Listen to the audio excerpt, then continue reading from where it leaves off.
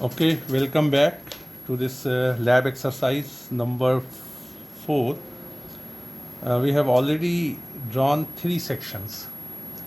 The 3 simplest section we have already solved, and now I am into 4th section, which is having a little bit of difficulty level.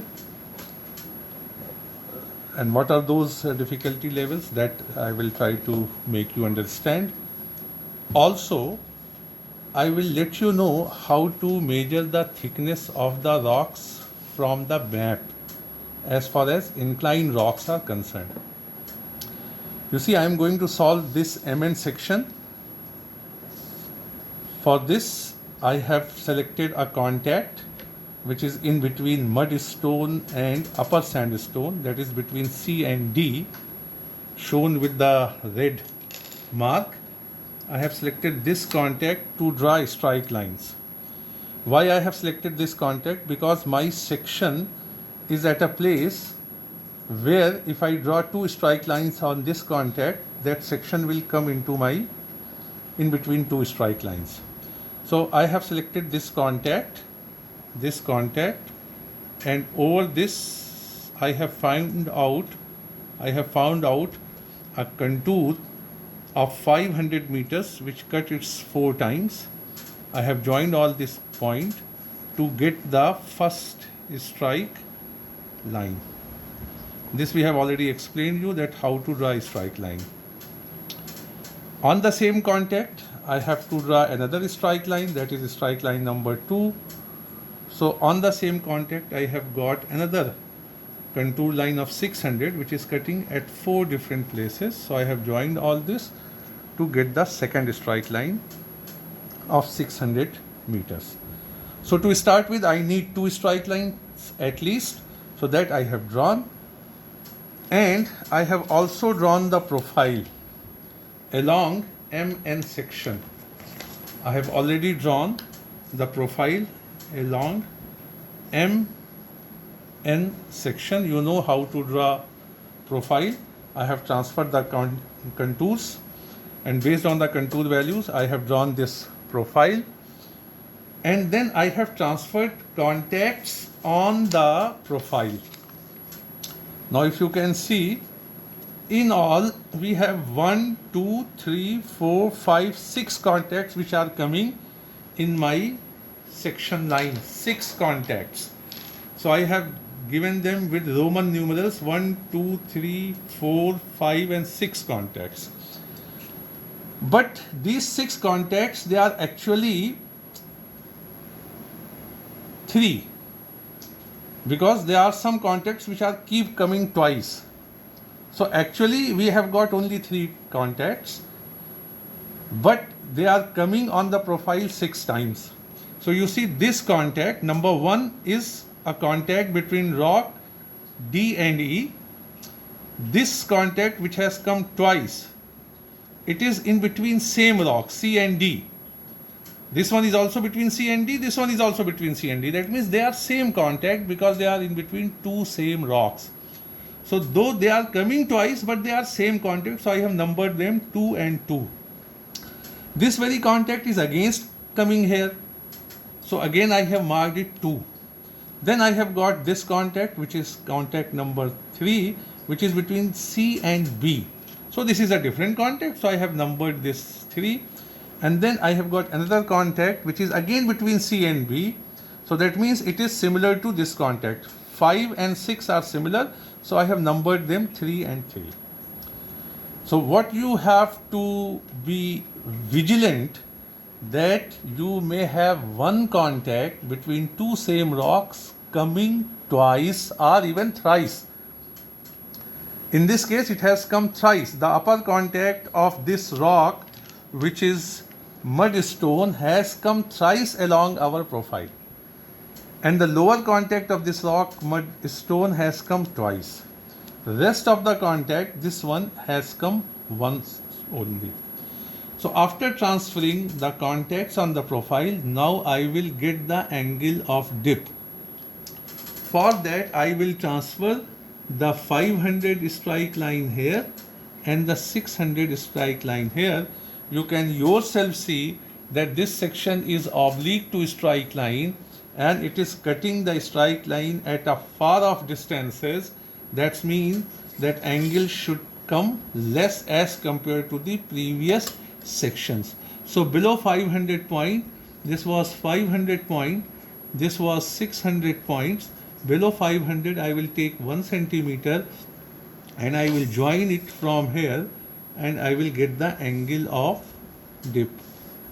Mind it that I have taken the 1 centimeter below lower value. That is something very important. If you reverse it, if you take that 1 centimeter below higher value, that is 600, everything will be reversed and the section will not be a correct section, it will be a wrong section. You can yourself do it once and you will see everything has comes up and down. So after transferring this contact, now I will make contacts parallel to this. So you see the contact number 3 which has come twice, they should be on single plane. So I have joined it like this and I have joined it like this here.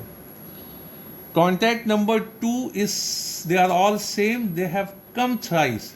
So they should be on single plane like this. See here. And then we have an contact 1 between D and E.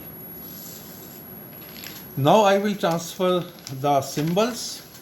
This is rock E. This is D, which is cross. Then we have in this valley, you see the rock C, which is mudstone. In valley, you will be seeing older rock. Here again, we have got rock D. And here again, we have got rock C. And then here we were on rock B. If you move from M to N, you will be on E, you will come down to D, then in the valley you will be in rock C, then again you go uphill, you will again reach into the rock D, then again you come down the hill, you will be in C, then in B, and then again if you go up, you will be in rock C. So once you go down, you will be coming into older rock. Once you go up, you will be coming into younger rock. So below C, from the index also, we know that we have rock B. So all these are rock B. But there should be somewhere rock A be present under the ground. So where lies that rock A? That we have to identify. For this, you can use the thickness of previous map of rock B and you can take that much of rock B and draw a line parallel to this angle. That will completely solve your map. But here, I will not be using the thickness which you have got in your drawing. Rather, I will be using thickness from the map. To work out the thickness of any rock in the map, what you have to do, you have to draw a strike line which cuts both the contact of the rock of which you are interested in for thickness.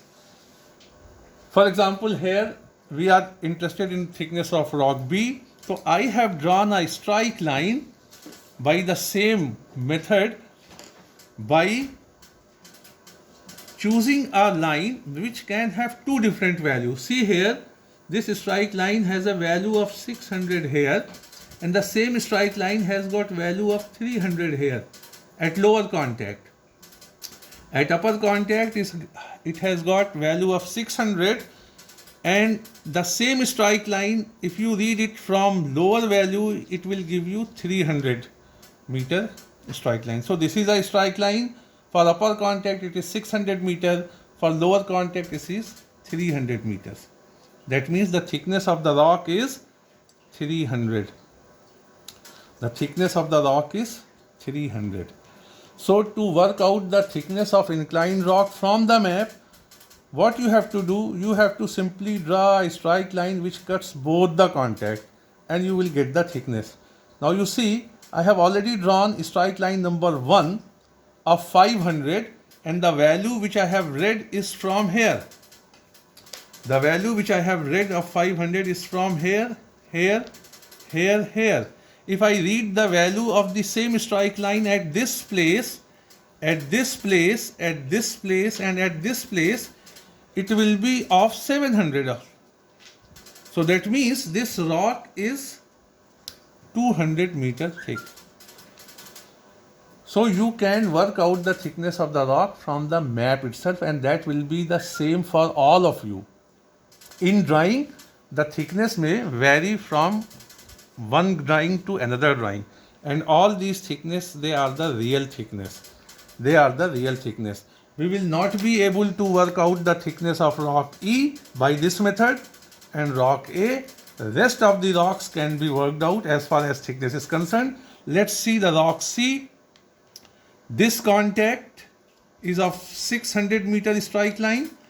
The other contact of the rock is here, where this strike line is moving, but here we don't have any contour line. Here we don't have any contour line as compared to this place where on both the end we have got a contour line of some value. Here what we have to do, we have to divide this line. This is of 400, this is of 500. There should be some height at this point which seems to me 450. So this point will be at 450. The strike line is already of 600. So subtract this 450 from 600, it will be 150. So this rock is 150 meter. You can check it from here also and from here also. We have to work out the elevation of this point where we don't have any contour. So elevation you can get by dividing this into 10 equal parts. So for example, here it is coming 150, 150.